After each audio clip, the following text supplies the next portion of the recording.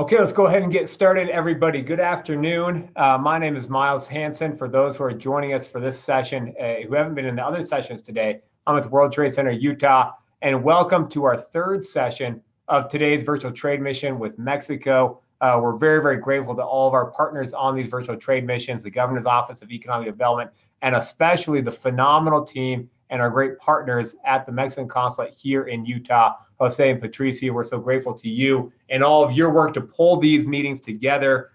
We had great discussions this morning, one session on manufacturing in Mexico, and then a session on aerospace and advanced manufacturing to dive deeper on a few of those issues.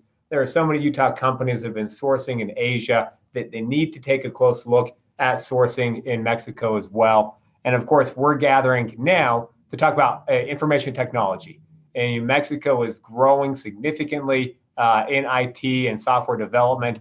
And also, we've heard from a lot of Utah companies who have been having people doing coding and other partners in other parts of the world. And that market is extremely tight right now. And in Mexico, there are significant opportunities to look at building out those types of partnerships. And so we're very grateful to all of our speakers for helping to share some of their insights and their expertise with us today. We look forward to having an active conversation. And so after we hear from Mario and Sergio and get their perspectives, we'll have a phenomenal conversation. And Sergio is going to help do that with us. Sergio is a great partner of ours in Jalisco. And we look forward, Sergio, and hopefully you'll be coming with the companies up here in September. We look forward to meeting you in Jalisco in October.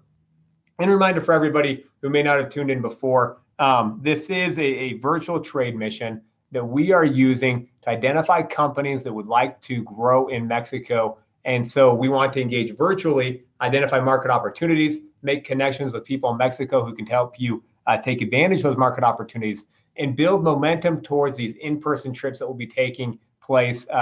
Companies from Jalisco coming to Utah in September, and Governor Spencer Cox taking his first trade mission as governor to Mexico in October.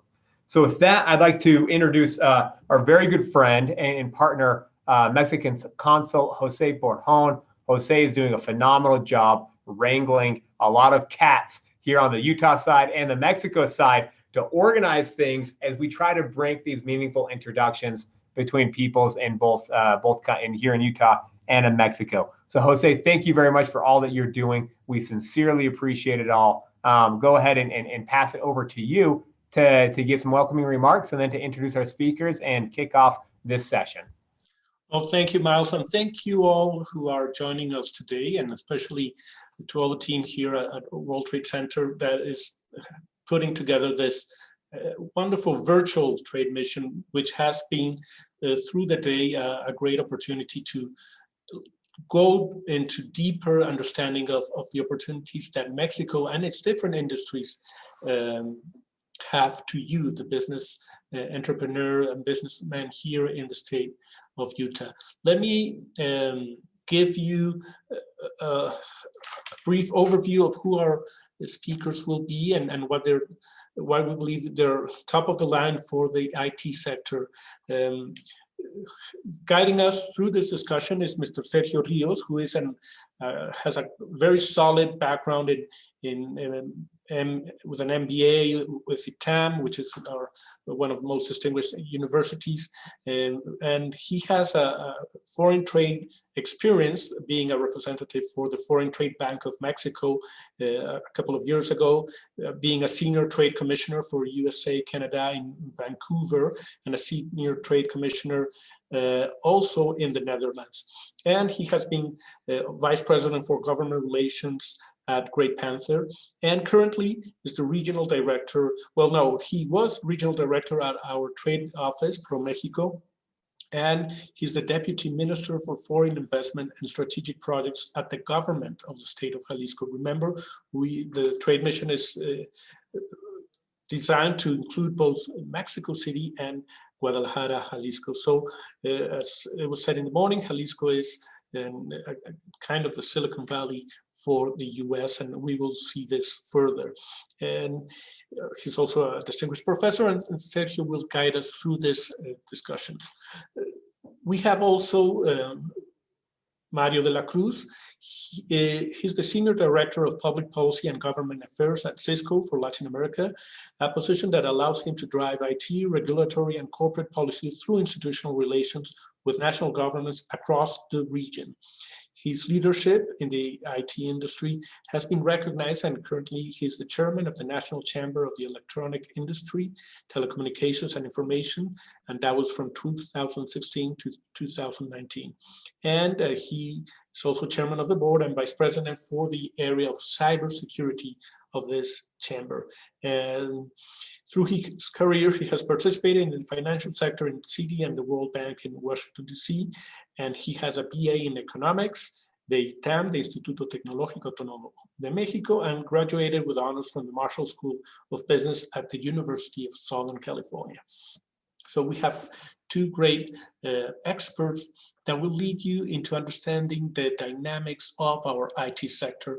So welcome, Sergio and Mario, and I leave it to you to help us better understand this sector. Thank you very much, Consul Borgon, and thank you very much for the World Trade Center of Utah. We are very happy to be here, and I am more happy to introduce my friend Mario de la Cruz, who is an expert in the IT sector, and he will make a presentation for you to try to understand what's going on in Mexico and what is Mexico is growing in this particular sector. Mario, welcome. Thank you, Sergio, for the introduction, and thank you for our consul in Salt Lake City. Thank you, Mr. Jose Borjon, for the invitation. Thank you, Patricia Cortez, for the invitation to the Mexican Consulate. Of course, to the World Trade Center. Very honored to be here in this trade mission, virtual for now, but eventually will be in person when conditions improve for sure for both countries. So let me share my screen, if you give me a second.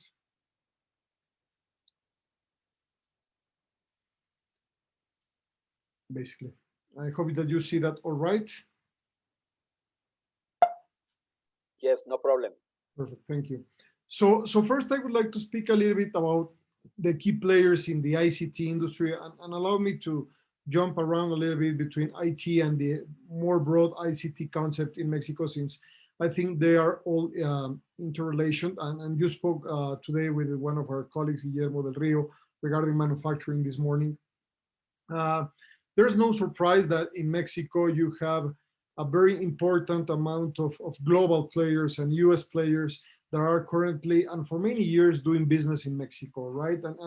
And just for a simplification process, we can identify them in three key areas. One is electronics or high-tech manufacturing, which you discussed this morning, telecommunications and communications, of course, with most recent, probably new player in the country, which is AT&T, which started investing in Mexico due to the telecommunications reform from 2013, and its positioning as one of the key players in the country in telecommunications. But there are also vendors related, for instance, like the company that I represent, Cisco, that has been in Mexico for over 25 years. And of course, in the IT sector, you have also plenty of global companies, very relevant, but also companies that are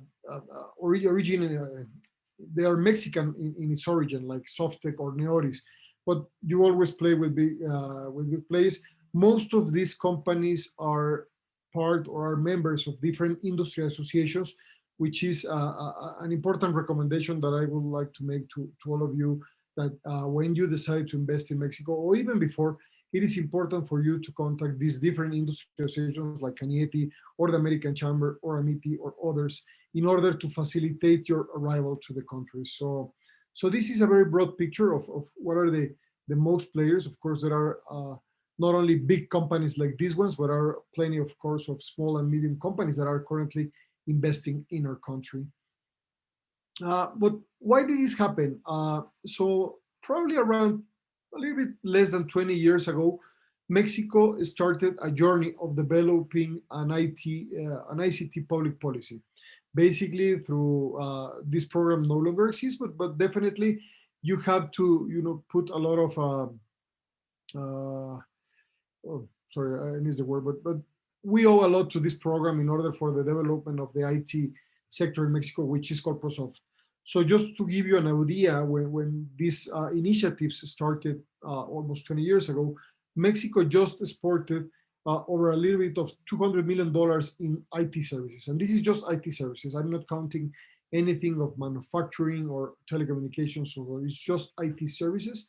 And of course, this public policy was a very relevant success, and it evolved. And probably Mexico right now is the third most important player globally after China and India. And we are currently exporting more than $6 billion in IT services to different parts of the world. And of course, the United States being one of our key markets as a destination. So this is the evidence of how this public policy was a very successful one. And of course, lay the foundations for a very important and relevant IT sector in our country. Definitely, I can assure you that Mexico is by far the ICT leader in Latin America. And this comes from various factors or various different variables. Like, of course, the nearshore leadership, the fact that we are close and we are neighbor to the most, or one of the most important markets worldwide, which is the United States.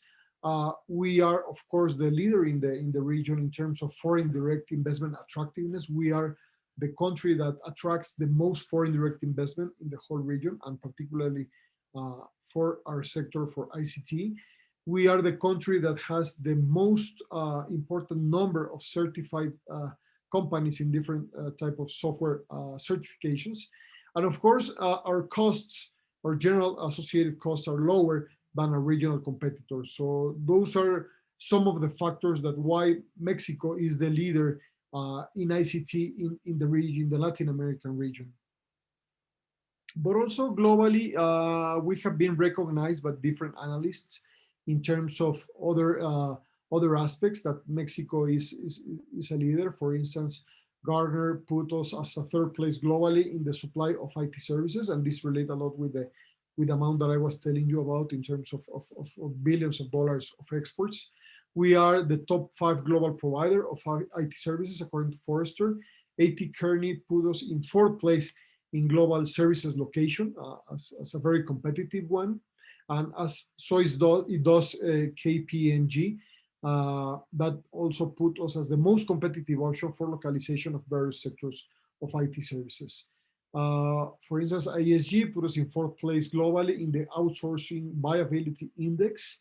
And we are, as I was saying previously, the undisputed leader in Latin America. And different media and analysts like Nearshore Americas, which is also always a very good reference, Think Solutions and others, classify Mexico among the IT service providers leader globally. So these are different references from different analysts that you know and that you trust, that are putting us in a very good spot regarding our attractiveness as an IT receptor of foreign direct investment.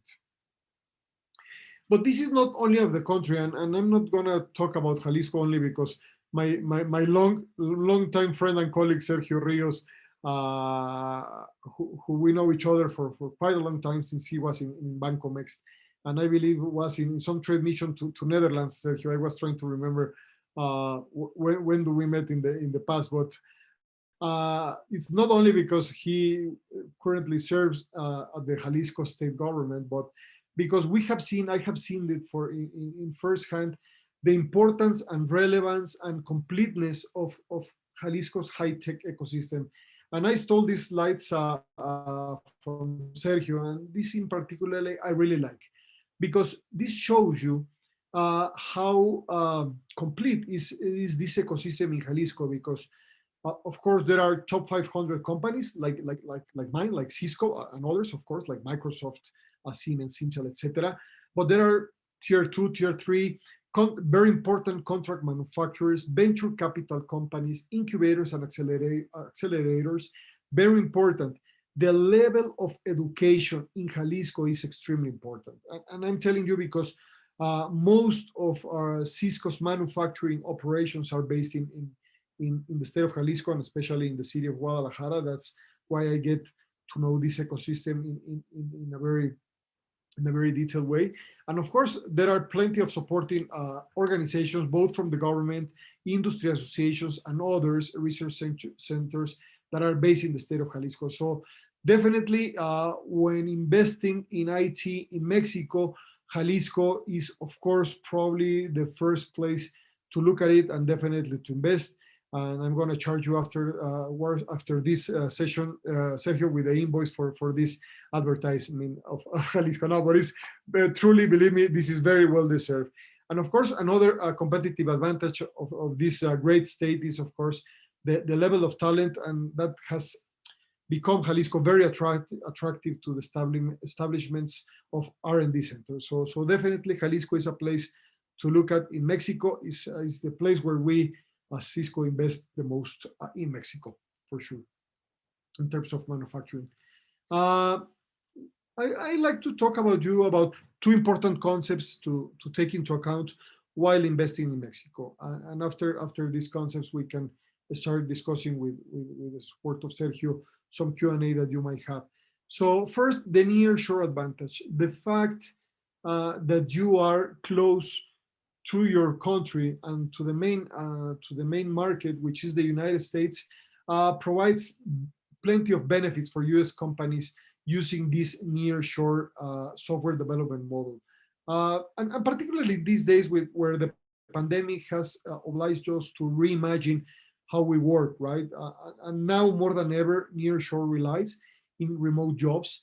And in a country like Mexico that provides a very important and critical mass of well-educated population, and this, of course, focalized or localized in some states or cities like Mexico City, Guadalajara, Monterrey, and others. These cities and this well-educated population provides you with a lower cost, but very qualified software developers for U.S. businesses. And with this, we have identified several areas of opportunities. Right now, we cannot say that we are speaking about just the IT sector, but since it has became very cross-functional among every area of the economy and the society, we see opportunities in education, in security, in innovation, in entrepreneurship, of course, energy and public health. And of course, with COVID-19 and going remote, e-commerce and online stores are definitely, of course, an area of opportunity for this nearshoring software development model. I love this quote from Nearshore Americas, one of the analysts that I was telling you about previously. And they say that nearshore relies on remote jobs. And when there's faith in the ability of the developers, and you should have it on Mexican developers, their determination and creativity ensure that the job gets done. And I think this describes perfectly one of the reasons of Mexico's success as a host of plenty of IT companies that are coming for many companies around the globe, and particularly from the United States. And the other aspect that I would like to share that is critical for IT investments in our country and in our North American region is the new United States, Mexico, and Canada trade agreement. This is very relevant. I think it has plenty of innovations. As you remember, this trade agreement started on July 1st of 2020, after a couple of years of negotiations between the three countries. And different to its predecessor, NAFTA, USMCA has a key innovation that is very helpful for you all that are thinking of investing in a region and particularly in our country.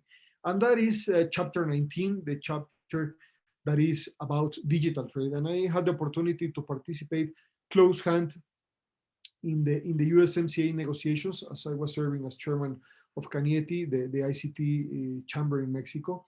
And it has plenty of benefits that I will try to briefly go over. So, of course, one of the things that is very important, and this is a very delicate issue, particularly in areas like the European Union, we determine as a region that there will be no taxes or duties for electronic export and imports. Now that services, it's a very relevant part of our exports, and we are discussing exactly this in this webinar. We have also agreed as a region that there will be non-discriminatory treatment for any digital products, that the countries are obliged to protect online consumers and protect their personal information, which has become way more and more relevant during the pandemic, particularly in these days, that we have had to share some of our personal information, to fight this pandemic that is affecting the whole world. So very relevant. Privacy is a very relevant issue on USMCA. Of course, paperless trading, which has become a trend. But in general, USMCA is promoting the use of internet for digital trade. And as I was referring to, no taxes or no duties for the export and imports of electronic products or services, that is quite relevant. Of course, we also have made an effort as a region and the countries, the governments of a region, to improve the transfer cross-border information by electronic means. There's free flow from data among our three countries. There are no obligations, for instance, if you invest in data centers, to be localized in a specific countries. The only restriction in Mexico is around national security, but besides that, there are no restrictions that the data centers and the data that is contained should be localized in our country if you decide to do business with Mexico. And one of the most relevant aspects for me, and of course for Cisco, for the company I represent, is cybersecurity cooperation. I think this is extremely relevant, and I will get into a little bit more detail on this, because we, the three countries, agreed to cooperate around cybersecurity to provide trust to the digital economy of region. Of course, another mandate from the USMCA is that no government will require you the source code of your software developments, which happens in other geographies, as you may know. And of course, we commit, or the government commit, to have open data within its different resources. So I think it's very relevant. Definitely, if you ask me what are probably the most important advantage of investing in a region and investing in Mexico, is the Chapter 19, the digital trade chapter of USMCA. Going to this aspect of cybersecurity cooperation and around digital security, I think this is extremely important. We have seen that cyber delinquency, they do not recognize any borders, and we have the obligation to create a more secure region, digitally speaking. And of course, governments have the obligation to defend their countries, and this applies to cybersecurity and digital security too. So we believe that now more than ever, it's very relevant. It's critical that governments that share values like the Mexican government, like the US government and the Canadian government, and these markets that are closely interconnected, work together to avoid cybersecurity issues and pitfalls within a region. That's why I'm saying that this chapter 19, digital trade, is probably the most important, at least in my view, the most important innovation within this new trade agreement. And of course, cybersecurity cooperation is critical for this digital trade to boom and to grow and foster. Definitely, it will help. Of course, it cannot guarantee that it will insulate us at all or completely, but definitely it's a huge step forward compared to other economic regions globally.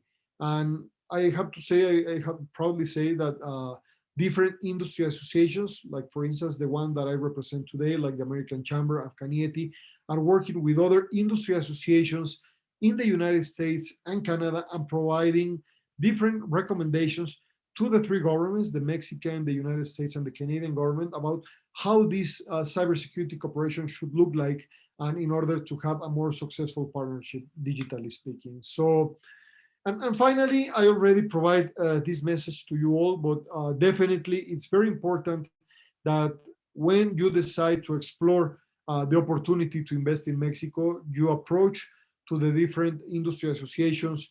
Of course, American Chamber is a more general chamber where many sectors are represented, with close ties to the U.S. Chamber in Washington, D.C. But also you have Canieti, which is the ICT Industry Association that represents IT, telecommunications, and high-tech manufacturing, and AMITI, which represents is the Mexican Association of IT. So definitely a recommendation on my behalf is to approach one of these industry associations, We will be happy to provide some contacts if you like, in order to facilitate your doing business in Mexico. And of course, thank you for your attention, for the time. And of course, I'll be glad to participate in the Q&A session moderated by my friend Sergio. So thank you. Thank you, Mario. Very, very interesting. We have a very good idea what is the ITC sector. And I would like to only to express also another sector that we don't know where is it, because sometimes we find it in the ITC, other times we find it in the services sector. That is called what I call ITO, BPO, KPO, call services, and share services. I think that's another big opportunity that you can find in Mexico. Some of the companies, they are located at share services or the BPOs here in Mexico. They have found very talented people. For an example of what happened here in Jalisco, HP, they have their share services for all human resources worldwide. Technicolor, they are doing the same. Then I think that's another very interesting opportunity. And then if you ask me why there is this opportunity, because we as Mexicans, we are very familiar to deal with Americans, and we like to do business with Americans. I think the familiarity is very, very common. And of course, some of you, when you decided to come to Mexico, at the end, you want to retire here, and you are welcome to retire to Chapala Lake, when we have 250,000 of Americans retired there in Chapala. And another bunch, we have it in Puerto Vallarta. Then that's a good option also if you want to experience the Mexican weather, because as you know, our weather is very pleasant, especially here in Jalisco. But of course, as I said, I think the services sector with BPOs, call centers, ITOs, there is another opportunity that you can find here in the state. Then if you allow me, let me start with a question. And the first question is, Mario, how do you see the Mexican ITC industry in 20 years? Gracias, Sergio. No, I think we have a very mature ICT industry. Definitely we are, and I consider all the companies, and it's a great mix of companies, right? So the mix between Mexican companies and US companies and global companies, I think that provide us in a platform to compete with every other country in 20 years and even now, right? We don't have to wait for those 20 years to happen for Mexico to be competing at the highest level. And particularly, I will have, of course, we have the trade agreements, we have the rule of law, we have different aspects. But the fact that we have a very, as I was saying, a very well critical mass of well-educated people, I think that's probably one of the key competitive advantage that our country has for the next 20 years for sure also. Okay, another question. How do you compare with India? What are the competitive advantages that you have with India? No, I think, and I have the utmost respect for what India has done to develop a very robust IT sector, but there is something that India will never have, right? And it's the proximity to the United States, the fact that we are very close, the fact that we work in most of the same time zones, and you don't have to wait probably half a day or a whole day to communicate and to interact. And that's a huge competitive advantage that Mexico has compared to India, right? And even though they are very evolved, they will never have this as an advantage. Okay. So that's why the nearshore concept is extremely important. Do you believe that R&D centers are going to grow more in Mexico? I think so, yes. And I will say that probably this is an area of opportunity. You guys in Jalisco have done a great job, right, creating the conditions to attract the R&D centers. But I believe that as a country, we have also to make that step forward and create better conditions for R&D centers to establish not only in Jalisco and in other areas, but in the whole country. You know, I think that we have the capacity to do it, but of course we have to work a little bit better in that regard. Okay. Another question: with the new policy of the federal government, what do you think is going to happen with the, let's say, EV or the electric vehicle industry in Mexico? I don't think that the electric vehicle industry will be affected by any of the measures that the current government is taking. I think that at the very end, they just want to provide better conditions of competitions to the state-owned companies, but they are not forbidding the private investment in general. So I think we have good conditions as every other country, uh, and they will continue doing so. Do, do you have enough chargers for EVs in Mexico? Is one question. Well, not enough, but we're in the process. I have to say that I'm quite surprised that every time I go to a different, even small shopping malls in Mexico, there are plenty of EV chargers. So yeah, well, now I have to buy a Tesla or something like that in order to use them. So Okay, perfect. One more question. Why there are not enough unicorns in Mexico if you have a very strong ITC sector? that's a great question, and probably I don't have the correct answer. I think that probably is because the venture capital market it started evolving later in Mexico compared to other regions globally. Sorry about the phone, but you know we're working from home, and this is type of the issues that we deal with. So, and I will say that there is a very important venture capital development in Mexico in the last 10 years or so, most in a most important way, and that's why the unicorns are just starting to become more apparent in the country, like Kavak, for instance, a used car platform for selling used vehicles. It has received a lot of a very important evaluation, and there are others, right? But I personally myself I participate as a board member of one venture capital fund, and I have to say this is a very recent trend in Mexico for the last 10 years, and probably that's why we're not seeing enough unicorns yet. Okay, perfect.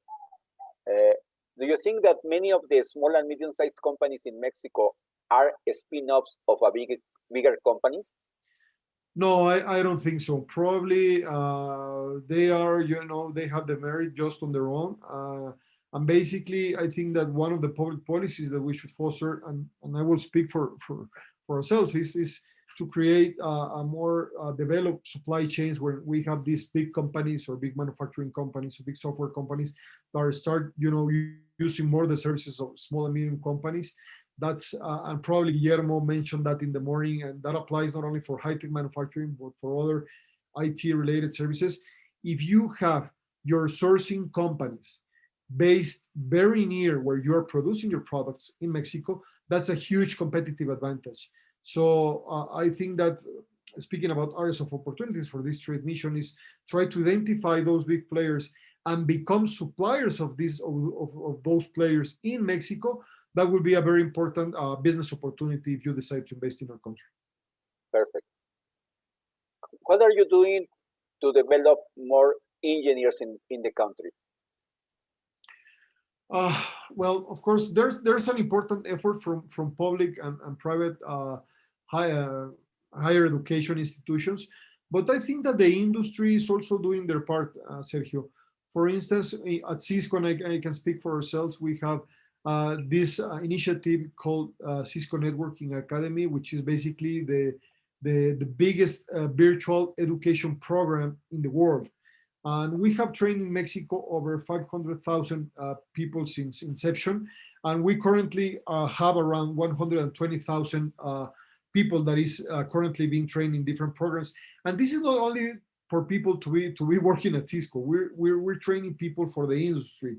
We have estimated that in Mexico, we still the industry could hire more people if that people will be available, right? There's plenty of educated people, but we need to do more.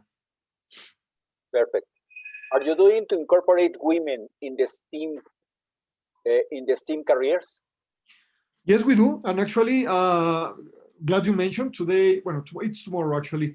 The Girls in ICT Day globally. So we are doing different activities to celebrate that. There are plenty of initiatives.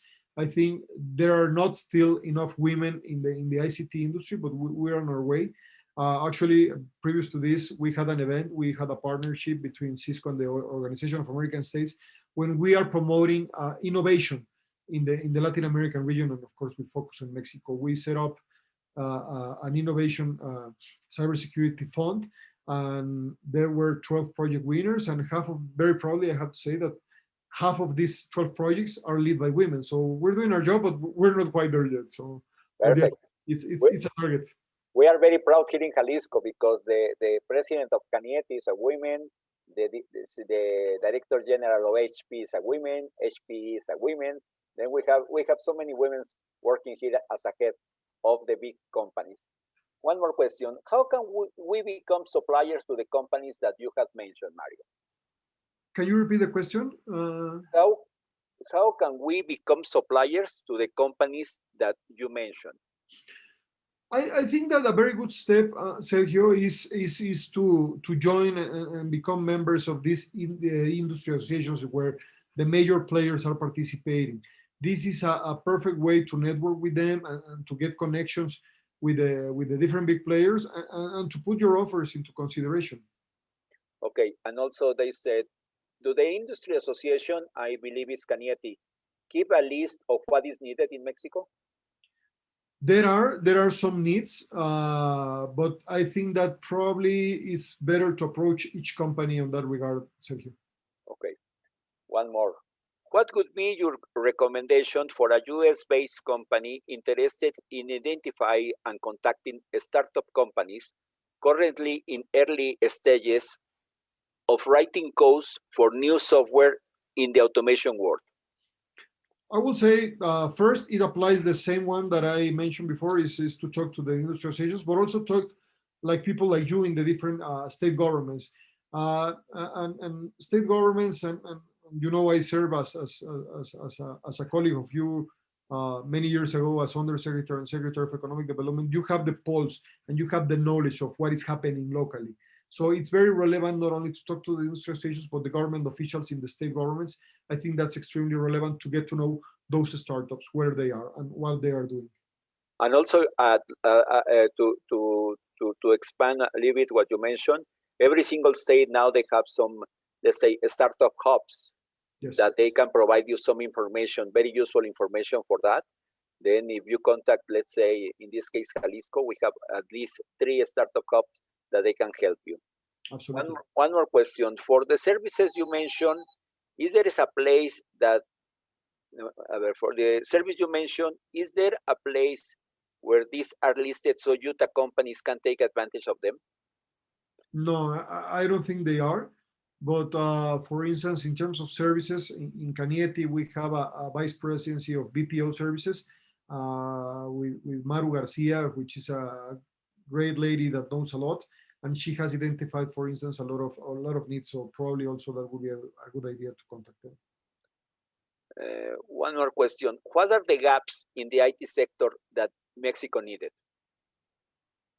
Okay, that's a relevant question. I think that one gap is still the digital divide. There's still probably a third of Mexico's population that is not connected to internet. So I think that would be a very relevant gap. The federal government is working to reduce that gap through this Internet for All initiative. So that's on its way. But of course, this is not only a Mexican issue or a Latin American issue, it's a global issue. And the same number applies globally. Still, there's a third of the global population that is not connected. So that's a very relevant gap. The other gap, I will say that the ICT, well, let me put it, the education sector is not producing probably as much as skilled persons as we would like, but because of the ICT demand, this is not just for the ICT industry, right? This every single industry in the economy and other is demanding ICT professionals. So the demand for ICT professionals has just boomed, right? So of course, and that's also a global gap that we have to address in order to have more and more high-skilled technical people that are well-trained to suit the industry demands. Perfect. Has the pandemic changed the IT sector in Mexico? I don't know. I think that, as always, there has been areas of opportunities and there has been benefits. There are some people that says that we did a 7-year, 7-year advance, right, in terms of digitalization. I think what, in general, what probably has not changed, but it will change it, Sergio, because people has realized a lot of the things that as ICT public policy people that we have advocated, right, for telemedicine, for remote working, for remote education, for online business for so many years. And the progress was slow but steady, right? But nowadays, people all know that we can do these seminars virtually and that we can do every type of activity virtually. So I think that it's probably has not changed as much as we would like, but it will change it for sure. Perfect. How do you compare Mexico with other Latin American hubs like Argentina, Colombia, or Chile? I will say first the amount of the population. We are after Brazil, the biggest country in Latin America in terms of population. But if you put aside Brazil, where of course most of the population speak Portuguese, we are the biggest Spanish-speaking Latin American country in the region. We are probably one of the most educated population in the region, and of course, Mexico, in terms of the size of the economy, is one of the biggest also. So I will say that those probably are the main differences. Okay. Is English an issue in Mexico for ITC? We have a lot of English speaking persons, but yes, I will say that there's always in Spanish speaking countries, that's always an issue, right? You need to, to keep improving the level of English of the people. But I have to say, as a global company and as a US company, all of our more than 1,600 people that work directly for us are fully English speakers. So, okay.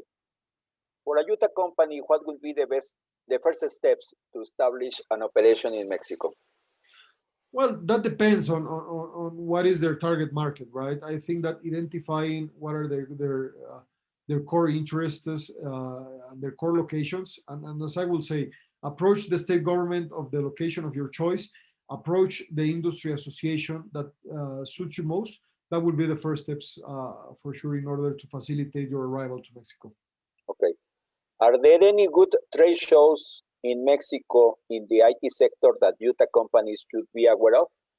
Well, the one that you organize every year in Puerto Vallarta in July, for sure, but I haven't got the opportunity to go since due to the pandemic. But no, that's definitely a great ICT conference that you guys put together, or Canieti and the state government put together in Puerto Vallarta every year, that I would recommend for sure. Yes, that's a very good one. And if you want one for entrepreneurship, we have Talentland.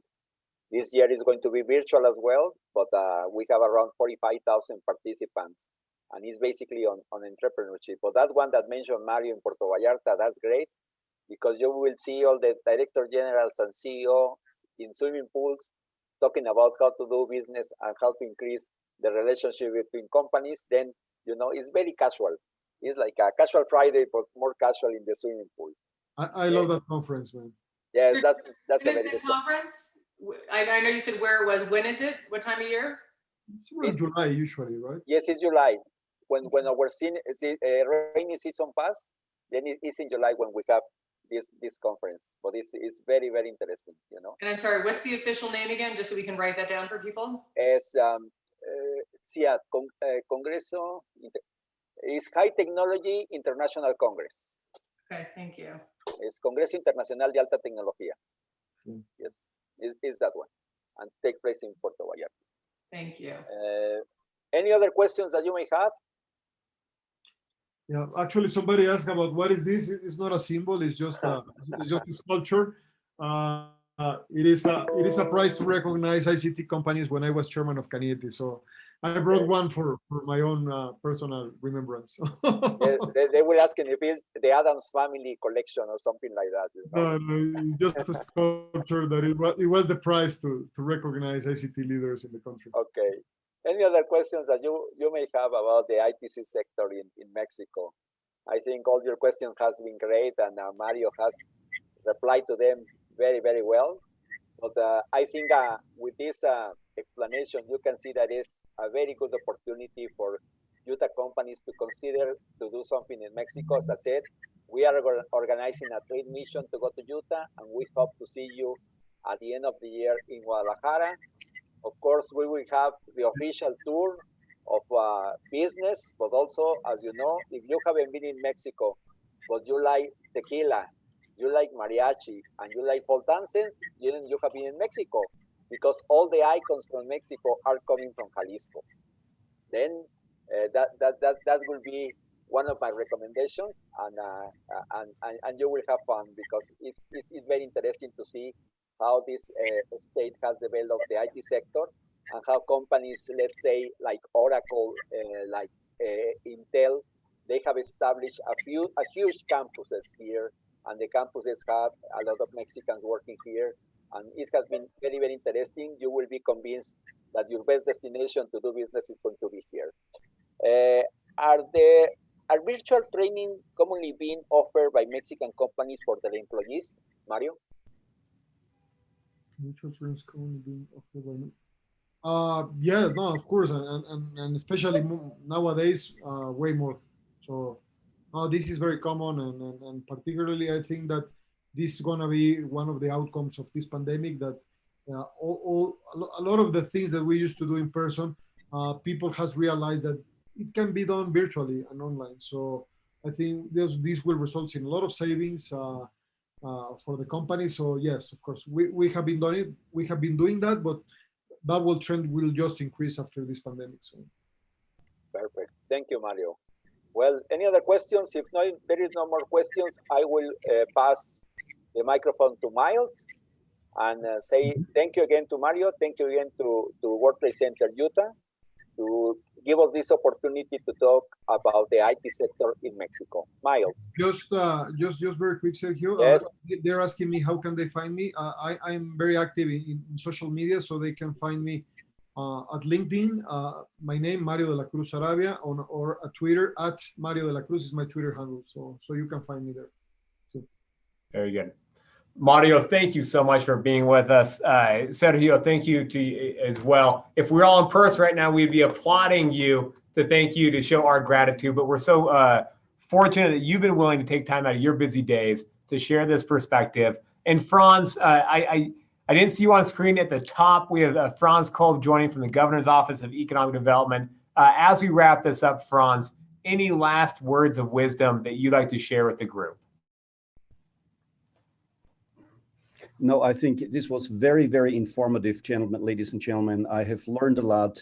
Mario, Sergio, muchas gracias. We are excited to come down to Jalisco, and this industry sector is really an industry sector of the future. And I really especially like the comparison about India and Mexico. I think it is, there were some very good comments.